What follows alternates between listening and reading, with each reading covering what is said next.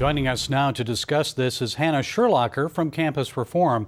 Hannah, welcome back to the show. First, I want to ask you, were you surprised that the Arizona governor vetoed this bill after approving it last year? I was very surprised. This governor, he actually said that the First Amendment is a founding bedrock principle of our nation.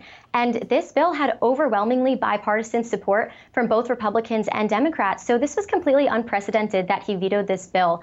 And it's also absolutely insane, especially coming from an elected official. He, of all people, should know the value of our First Amendment rights. And clearly we've been seeing time and time again that the classroom is a place where constitutional rights don't apply. So yeah, I was very surprised coming from this governor in particular. Well, Hannah, why the change? He is a conservative Republican. Why did he change on this?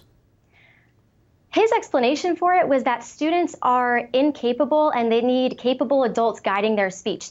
This is absolutely crazy. College students are adults. They can get married, they can drink alcohol, they can serve in our military, but somehow they're incapable of upholding their First Amendment rights. I mean, where is this coming from? This governor, he poured $3.5 billion into Arizona's public education system, and he campaigned on the promise of educational excellence. So nobody's really sure where exactly this is coming from. Completely unprecedented. And not to mention, Arizona State University has one of the top journalism programs in the entire nation. So it's very surprising coming from this state, coming from this governor, especially with overwhelming bipartisan support.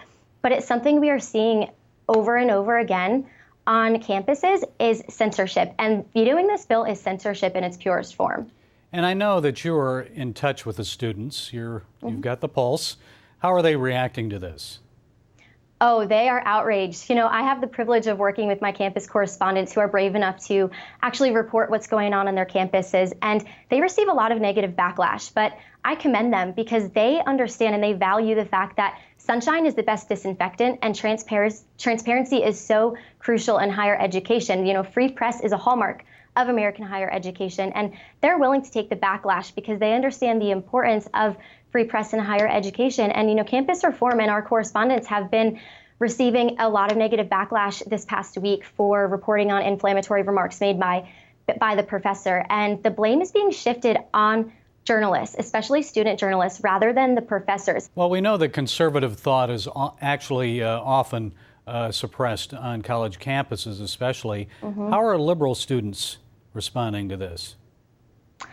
You know, liberal students, I would say they are actually, since this veto was actually disagreed upon bipartisan, I think they're outraged as well because they also want their voice heard. There were many liberals who were for this bill. So this is just outrageous, you know, and it's something we see time and time again at Leadership Institute's Campus Reform. Liberal students were actually at the forefront of the same type of issue. So at Mizzou University, we saw a professor call for the muscle to remove a student journalist who was recording in a no-speech zone. And at Paradise Valley Community College in this governor's home state, a student was actually suspended from handing out constitutions because she didn't request permission to express herself 48 hours in advance. So what we're seeing is a high increase of speech codes and safe spaces on college campuses, and this is aimed specifically toward conservative students, but if you set the precedent there, it also affects liberal students. So I would say they're outraged as well, but this is just an indication of a bigger problem. Well, I know there was a Democrat, Representative Ken Clark actually said, I don't believe you can fully teach students who are trying to learn how to be responsible journalists unless you respect the First Amendment. What do you think about that statement? No, I think that's agreed upon by both Republicans and Democrats. And again, this is just why the vetoing of this bill is so outrageous. You know, Kimberly Yee, the Republican senator who sponsored this bill, she completely agrees with that. She stands behind that position, as well as many students. Any respected journalist understands the importance of this. There's a lot of fake news out there, a lot of journalists professionally who are putting incorrect information out. And so should journalists just have free range? You know, that's a good question, and that's the debate that has been happening in regards to this bill. But, you know, student journalists, this is the time where they can explore and engage in debate and dialogue. This is the purpose of college campuses. Sometimes that means uncomfortable ideas. Sometimes that means irrational ideas. But this governor needs to understand, and all professors need to understand, that good journalism is uncomfortable, and sometimes it does get into dicey territory. This is why our First Amendment is so important. America is unique in the way that we can get ideas out there, even if they are outrageous.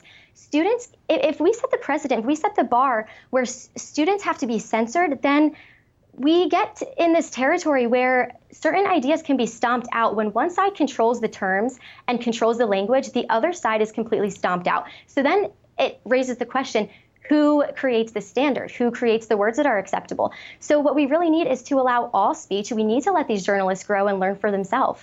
Okay, Hannah Sherlocker, thanks for keeping us informed about what is happening on campus in colleges and high schools around the country. Campus reform. Thank you, Hannah. Thank you.